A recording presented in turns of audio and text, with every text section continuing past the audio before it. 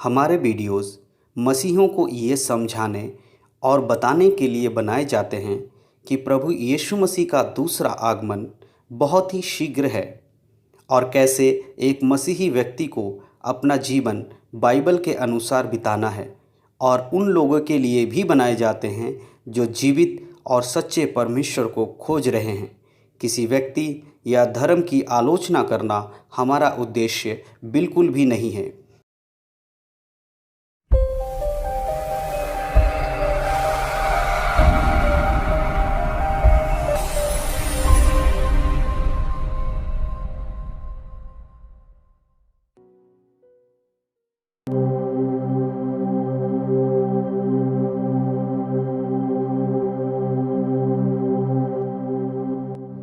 आप सभी को प्रभु यीशु मसीह के नाम से जय मसीह मसीह की। मैं निमेश कुमार आप सभी का स्वागत करता हूं द लिविंग वर्ड मिनिस्ट्रीज की ओर से आज के इस बाइबल अध्ययन में, पारिवारिक बाइबल अध्ययन, फैमिली बाइबल स्टडी में। मैं विश्वास करता हूं बीते समय से लेकर अब तक परमेश्वर ने आपके परिवार और आपको सुरक्षित रखा है।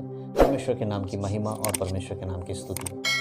जिस प्रकार हम सभी लोग पिछले हफ्तों से हम बाइबल अध्ययन कर रहे हैं, लूका रचित सुसमाचार को पढ़ रहे हैं। हमने अब तक लूका रचित सुसमाचार अध्याय 9 पढ़ चुके हैं। आज हम 10वें अध्याय को पढ़ने जा रहे हैं। तो हमारे लिए वचनों को आज मेरी पत्नी दिव्या मेरे साथ हैं, वो पढ़ेंगी और जब वो पढ़ लेंगे उसके बाद मैं आपको बाइबल के उन वचनों के द्वारा कुछ चीज़ों को समझाऊंगा। तो आइए हम वचनों को पढ़ने से पहले अपने आप को परमेश्वर के हाथों में समर्पण करें और प्रार्थना करें कि परमेश्वर पिता हम सभी की सहायता करें, उनके वचनों को समझने के लिए पवित्र आत्मा बुद्धि और ज्ञान दें ताकि हम अच्छे से परमेश्वर की गहरी बातों को समझने पाएँ। तो वचन में जाने से पहले आइए हम सब मिलकर प्रार्थना करेंगे और परमेश्वर के हाथों में समर्पण करेंगे। सर्वशक्तिमान पिता परमेश्वर, हम आपका धन्यवाद करते सुंदर समय के लिए जो आपने हमें दिया। प्रभु जी, आपके नाम की महिमा और आपके नाम की स्तुति होने पाए। प्रभु, हम धन्यवाद करते हैं सुंदर समय में परमेश्वर। हम प्रार्थना करते समय दिव्या के लिए परमेश्वर पिता, आप बुद्धि और ज्ञान से उसे भरे परमेश्वर, आपके वचनों को पढ़ने के लिए सामर्थ दे प्रभु जी। और परमेश्वर पिता, मैं अपने आप को आपके हाथों में समर्पण करता हूँ। मुझे भी अपने ज्ञान से भरे पिता, आपके लोगों तक सही वचन पहुँचाने के लिए मेरी सहायता और मदद करें परमेश्वर। जो इस वीडियो को देख रहे हैं परमेश्वर, हमारे बाइबल अध्ययन में जो शामिल है पिता, उन सभी को आपके बलवंत हाथों में समर्पण करता हूँ। हर एक की बुद्धि खुल जाए प्रभु जी और वचन की गहरी बातें समझने पाए। पवित्र आत्मा सभी को आप बुद्धि और ज्ञान से भरे। धन्यवाद करते हैं पिता, आगे के समय को आपके हाथों में समर्पण करते हुए सारा आदर महिमा आपको देते हैं, यीशु मसीह के नाम से मांगते हैं, आमीन। हालेलुया। तो आइए हम सब देर नहीं करते हुए हम आज वचनों को पढ़ेंगे। आज हमारा जो वचन है लूका रचित सुसमाचार अध्याय 10। अगर आपने 9 अध्याय को अभी तक, हमारे जो 9वां अध्याय था उसको अगर आपने नहीं देखा है तो उसका लिंक हमारे डिस्क्रिप्शन में नीचे दिया गया है। आई बटन पे भी आपको लिंक मिल जाएगा। आप जाएं और उस वीडियो को देखें और तब आपको अच्छे से और समझ में जो बातें हैं आने पाएगी। तो इसके लिए ज़रूरी है कि आप उस वीडियो को भी देख लें। अगर देख लिया है तो आप इस वीडियो को कंटिन्यू देखें और नहीं देखा है तो बाद में उसको भी ज़रूर देख लें। परमेश्वर के नाम की महिमा और स्तुति हो। तो मैं चाहूँगा दिव्या हमारे लिए आज लूका रचित सुसमाचार उसका अध्याय 10 को पढ़े। लूका रचित सुसमाचार अध्याय 10। 70 चेलों का भेजा जाना।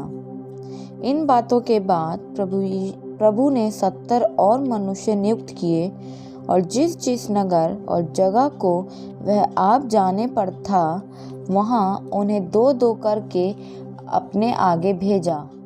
उसने उनसे कहा, पके खेत बहुत हैं परंतु मजदूर थोड़े हैं, इसलिए खेत के स्वामी से विनती करो कि वह अपने खेत काटने को मजदूर भेज दे। जाओ, देखो मैं तुम्हें भेड़ों के समान भेड़ियों के बीच में भेजता हूँ, इसलिए ना बटुआ, ना झोली, ना जूते लो और ना मार्ग में किसी को नमस्कार करो। जिस किसी घर में जाओ पहले कहो, इस घर का कल्याण हो। यदि वहाँ कोई कल्याण के योग्य होगा तो तुम्हारा कल्याण उस पर ठहरेगा, नहीं तो तुम्हारे पास लौट आएगा। उसी घर में रहो और जो कुछ उनसे मिले वहीं खाओ पियो, क्योंकि मजदूर को अपनी मजदूरी मिलनी चाहिए। घर घर ना फिरना। जिस नगर में जाओ वहाँ के लोग तुम्हें उतारे तो जो कुछ तुम्हारे सामने रखा जाए वही खाओ। वहाँ के बीमारों को चंगा करो और उनसे कहो, परमेश्वर का राज्य तुम्हारे निकट आ पहुंचा है। परंतु जिस नगर में जाओ वहां के लोग तुम्हें ग्रहण ना करें, तो उनके बाजारों में जाकर कहो, तुम्हें नगर की धूल भी जो तुम्हारे पाँव में लगी है हम तुम्हारे सामने झाड़ देते हैं। तो भी ये जान लो कि परमेश्वर का राज्य तुम्हारे निकट आ पहुंचा है। मैं तुमसे सच कहता हूँ कि उस दिन उस नगर की दशा से सदोम की दशा अधिक सहने योग्य होगी। अविश्वासी नगरों को धिक्कार। हाय खुराजीन, हाय बैतसदा, जो सामर्थ के काम तुम में किए गए, यदि वे सूर और सैदा में किए जाते तो टाट ओढ़कर और राख में बैठकर वे कब के मन फिराते। परंतु न्याय के दिन तुम्हारी दशा से सूर और सैदा की दशा अधिक सहने योग्य होगी।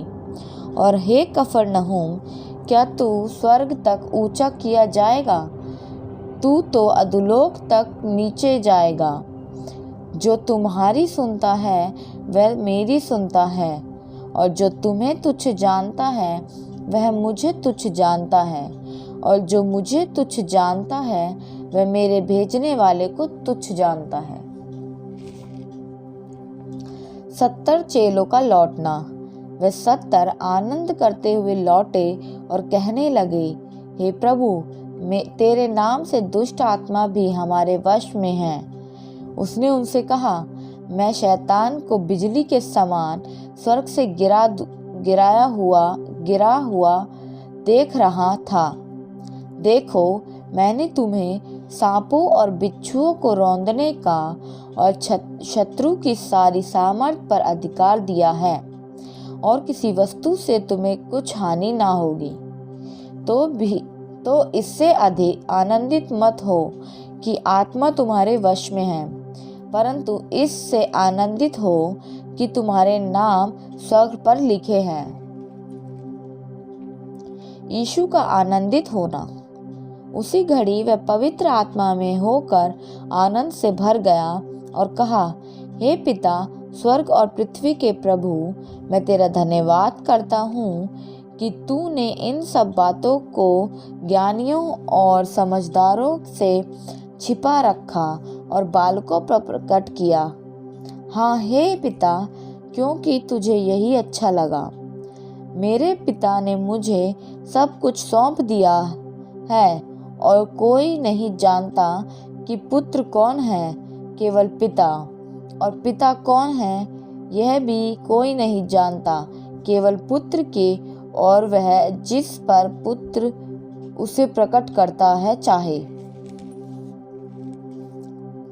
तब लोगों की ओर मुड़कर अकेले में कहा, धन्य है वे आंखें जो ये बातें जो तुम देखते हो देखती हैं, क्योंकि मैं तुमसे कहता हूँ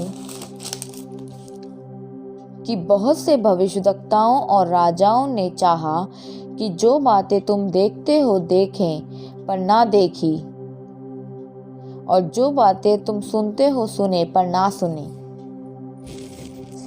दयालु सामरी का दृष्टांत। और देखो, एक व्यवस्थापक उठा और यह कहकर उसकी परीक्षा करने लगा, हे गुरु, अनंत जीवन का वारिस होने के लिए मैं क्या करूं? उसने उससे कहा, व्यवस्था में क्या लिखा है, तू कैसे पढ़ता है?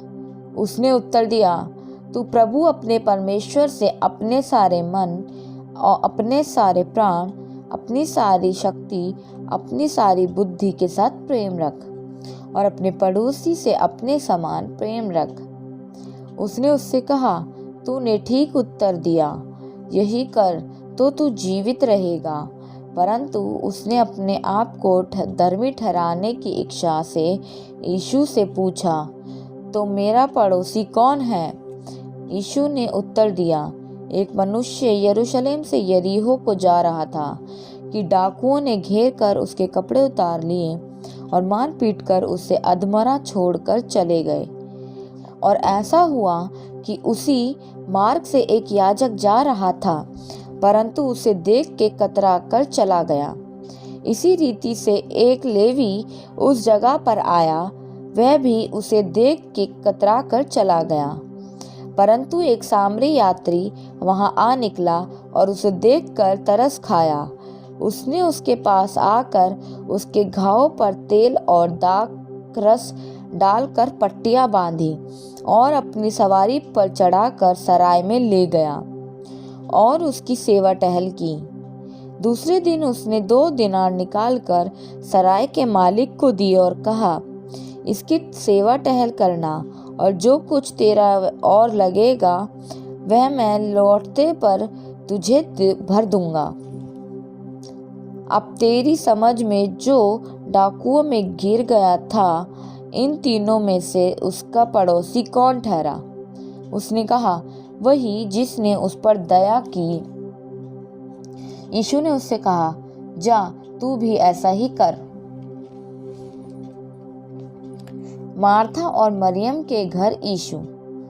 जब वे जा रहे थे तो एक गांव में गया और मार्था नामक एक स्त्री ने उसे अपने घर में उतारा। मरियम नामक उसकी एक बहन थी। वह प्रभु के चरणों में बैठकर उसका वचन सुनती थी। परंतु मार्था सेवा करते करते घबरा गई और उसके पास आकर कहने लगी, हे प्रभु, क्या तुझे कुछ भी चिंता नहीं कि मेरी बहन ने मुझे सेवा करने के लिए अकेले ही छोड़ दिया है? इसलिए उससे कह कि मेरी सहायता करे। प्रभु ने उसे उत्तर दिया, मार्था, हे मार्था, तू बहुत बातों के लिए चिंता करती है और घबराती है, परंतु एक बात अवश्य है और उस उत्तम भाग को मरियम ने चुन लिया है जो उससे छीना ना जाएगा। हालेलुया। परमेश्वर के नाम की महिमा और परमेश्वर के नाम की स्तुति हो। मैं धन्यवाद करता हूँ परमेश्वर का इस वचनों को देने के लिए और विश्वास करता हूँ कि परमेश्वर ने आप सभी से अपने वचनों के द्वारा बात किया है। और आज हम फिर से 10वें अध्याय को पढ़ रहे थे, लूका रचित सुसमाचार 10वें अध्याय को पढ़ रहे थे। यहाँ पर हमने कुछ बातों को देखा, वो मैं आपको बताना चाहता हूँ। यहाँ पर यीशु मसीह ने 9 अध्याय में, अगर आपने 9वें वीडियो को नहीं देखा, उस 9 अध्याय के वीडियो को देख लीजिएगा। उसमें जो बातें हुई थी कि यीशु मसीह ने कुछ चेलों को एक जगह भेजा, 12 चेलों को, और उनके बाद उन चेलों को भेजकर उनको कहा कि तुम जाना, कुछ भी लेकर मत जाना, लाठी, न खाना, न जूती, न अपने कपड़े, जहाँ भी जाना, जिसके घर में भी आपको रुकने के लिए कहा जाए उसी घर में रुकना, उसी घर में खाना। उसी प्रकार हम यहाँ देखते हैं यीशु मसीह और 70 चेलों को यह आज्ञा देते हैं कि तुम इस प्रकार से जाना, कुछ भी लेकर मत जाना, जहाँ तुम्हें रुकने के लिए कहें वहीं रुकना, वहीं खाना और वहीं पीना और उसी मार्ग में चलना। और उसके बाद जब वहाँ से निकलो तो उनके बाज़ारों में जाना। अगर कोई तुम्हें ग्रहण नहीं करता है तो उनके बाज़ारों में खड़े होकर उनको बोलना कि ये जो मेरे पैरों की धूल है ये भी एक दिन गवाही देगी। तो ये सारी बातें हम यहाँ पर देखते हैं। तो और ऐसा कहता है कि वहाँ पर कि जो उस देश का, उस नगर का जो हाल होगा वो सदोम और अमोरा से भी जो है दयनीय होगा, यानी कि उससे भी भयानक उनका हाल होने वाला है। हालेलुया। उसके बाद आगे देखते हैं कि अविश्वासी नगरों को धिक्कारने वाली बात हम यहाँ पर देख चुके, मैं बता चुका, यही यहाँ पर हुआ कि वहाँ जो कफरनहूम वगैरह जिस जगह पे गए जहाँ पर यीशु मसीह ने उनको कहा कि ये देश जो है बहुत ही बुरा इनके संग होने वाला है। इनको लगता है कि ये स्वर्ग जाएंगे लेकिन ये तो अधोलोक में गिराए जाएंगे। ठीक है। इस घटना के बाद यीशु मसीह के 70 चेले वापस आते हैं, खुशी के साथ आनंद करते हुए वापस आते हैं और यीशु से कहते हैं, प्रभु हमें बहुत अच्छा लग रहा है क्योंकि दुष्ट आत्मा जो है वो हमारे वश में है, हम दुष्ट आत्मा को निकाल पा रहे हैं, बीमारों को चंगा कर पा रहे हैं। बहुत खुश हो जाते हैं। तो यीशु मसीह उनकी चेलों की खुशी देखकर उन्हें एक चेतावनी देते हैं और एक बात बताते हैं कि इस बात से मत खुश हो जाओ कि तुम्हारे जो हक में या तुम्हारे हाथों में आत्मा कर दी गई है और तुम्हें सांप और बिच्छुओं को रौंदने का अधिकार दिया गया है, परंतु इस बात से खुश हो जाओ कि तुम लोगों का जो नाम है वो स्वर्ग में लिखा गया है। तो सबसे इंपॉर्टेंट चीज यीशु कहता है, तुम्हारे सामर्थ्य के काम, तुम्हारे आश्चर्य कर्म के काम से बढ़कर क्या है, तुम्हारा उद्धार हो चुका है। इस प्रकार उस बात से आनंदित हो जाओ। और एकदम यीशु मसीह आनंदित में और स्वर्ग वो आत्मा में भर गए, पवित्र आत्मा से भर के परमेश्वर की वो महिमा करने लगे और परमेश्वर के गुणगान करने लगे यीशु मसीह। और आगे देखते हैं कि एक दयालु सामरी व्यक्ति के ऊपर यहाँ पर एक दृष्टांत यीशु मसीह ने कहा। एक व्यक्ति ने जब पूछा कि मेरा पड़ोसी कौन होगा, इस प्रकार यीशु मसीह ने एक दृष्टांत देकर कहा कि एक व्यक्ति था जो कि जा रहा था, डाकुओं ने आकर उसे लूट लिया। ठीक है। लूटने के बाद वहाँ पर बताया कि पहले उसे मार कूट कर छोड़ दिया। तो वहाँ पर एक व्यक्ति आया, सबसे पहले कौन व्यक्ति आया? हम अगर देखते हैं, डाकुओं को घेर कर उसे कपड़े उतार लिए और मार पीट कर अधमरा करके छोड़कर चले गए। ऐसा हुआ कि मार्ग में एक याजक आया, सबसे पहले याजक आया, परंतु उसे देखकर कतरा कर चला गया। उसी रीति से एक लेवी आया, पहले तो याजक आया, और लेवी कौन है? परमेश्वर के जन जो नियुक्त किए थे परमेश्वर ने, परमेश्वर के सेवक जो थे, वो लेवी आया। और वो भी क्या हुआ, वो भी वहाँ से चला गया, कतरा कर वो भी चला गया। परंतु एक सामरी व्यक्ति जो कि सबसे नीची जात का माना जाता था उस समय, सामरी लोगों से कोई इजराइल के लोग संबंध नहीं रखते, यहूदी लोग संबंध नहीं रखते थे, ऐसा सामरी व्यक्ति आया और वो वहाँ से निकला और उसने उस आदमी को देखा जो घायल पड़ा था डाकुओं के सताव के कारण। उसे देखकर उस पर तरस खाया, उसके घाव पर तेल मला, चोट पर तेल मला, अपने सवारी पर बिठाया और नगर में ले गया। वहाँ के मालिक के पास ले जाकर उसको कहा और 2 दिनार दिए और कहा कि इसकी सेवा टहल करना, और जो भी तेरा खर्चा होता मैं जब व्यापार करके वापस आऊँगा वो सारे खर्चा मैं तुझे चुका दूंगा। इस पर यीशु मसीह ने उससे कहा कि आप बताओ इन तीनों में से उस घायल व्यक्ति का पड़ोसी कौन है? तो उसने कहा कि जिसने उसकी सेवा की वही उसका पड़ोसी है। तो यीशु मसीह ने कहा तुम भी ऐसा ही करो अपने पड़ोसी के लिए, वही तुम्हारा मेन पड़ोसी वही होगा जो सेवा करने वाला होगा, वही अच्छा पड़ोसी होगा। तो इस प्रकार से यीशु मसीह ने यहाँ पर दृष्टांत के रूप में कहा। और आगे देखते हैं मार्था और मरियम, दोनों बहनें, इन दोनों को लेकर यीशु मसीह एक और बात बताते हैं। यहाँ पर मार्था और मरियम जब के घर में यीशु मसीह पहुँचते हैं, वहाँ पर मरियम नामक एक स्त्री और इसकी बहन थी, वह प्रभु के चरणों में बैठकर उसका वचन सुन रही थी। कौन सुन रही थी? मरियम सुन रही थी। परंतु मार्था काम कर रही थी, फटाफट दौड़कर यीशु मसीह के लिए कुछ खाने का इंतजाम या कुछ ऐसी चीज़ों को काम में लगी हुई थी। लेकिन मरियम जो थी वो यीशु के चरणों में बैठकर यीशु मसीह से सुन रही थी। इस पर मार्था को थोड़ा सा क्रोध आया, गुस्सा आया, और उसने कहा कि हे प्रभु, तू मेरी बहन को भी कहे कि वो मेरे साथ थोड़े हाथ बटा दे। तब यीशु मसीह कहते हैं कि हे मार्था, हे मार्था, मैं तुझसे कहता हूँ कि मरियम ने उत्तम जगह चुन लिया, यानी कि वचन को चुना है, परमेश्वर की सुनने की बात को चुना, परमेश्वर से सुनना उसने चुना है, और वो ध्यान से सुन रही थी। परंतु मार्था अपने काम में, दुनियादारी में लगी हुई थी। यहाँ पर यीशु मसीह एक चीज़ को दर्शाते हैं कि जो परमेश्वर के वचनों पे ध्यान लगाते हैं वो उत्तम चीज़ों को चुन लेते हैं। तो इस वचन के द्वारा, इस अध्याय के द्वारा हमने समझा कि किस प्रकार यीशु मसीह शिक्षा दे रहे हैं, किस प्रकार अपने पड़ोसियों को प्रेम करने के विषय में बता रहे हैं, किस प्रकार मदद करने के विषय में यीशु मसीह बताते हैं, कैसे परमेश्वर में बढ़ने के लिए वचन सुनना बहुत ज़रूरी है, यीशु मसीह बताते हैं। तो इस अध्याय में हमने 10 अध्याय पढ़ा और 10 अध्याय में हमने ये देखा कि यीशु मसीह ये कहते हैं कि तुम्हारे हाथों में चंगाई दे दी गई है, तुम्हारे मुंह में जो चंगाई की बातें दे दी गई उससे, और दुष्ट आत्माओं को छुटकारा देने की जो सामर्थ तुम्हें दे दी, उससे खुश होने से अधिक तुम्हें खुश होने की ज़रूरत है कि तुम्हारा नाम जीवन की पुस्तक यानी कि स्वर्ग में लिख दिया गया है। उस बात पे खुश होने की ज़रूरत है। तो मैं धन्यवाद करता हूँ परमेश्वर के इन वचनों को देने के लिए। आप सभी का धन्यवाद हमारे साथ जुड़ने के लिए। परमेश्वर के नाम की महिमा हो। प्रभु इन वचनों के द्वारा आप सबको संभाले, आगे बढ़ाए, प्रभु में बढ़ने में पवित्र आत्मा आप सबकी सहायता और मदद करे। धन्यवाद हो परमेश्वर का। सारा आदर महिमा परमेश्वर को मिले। यीशु मसीह के नाम से आप सबको जय मसीह की। आशीषित रहें, प्रभु में बढ़ें, उद्धार में बने रहें, यीशु मसीह के नाम में, आमीन।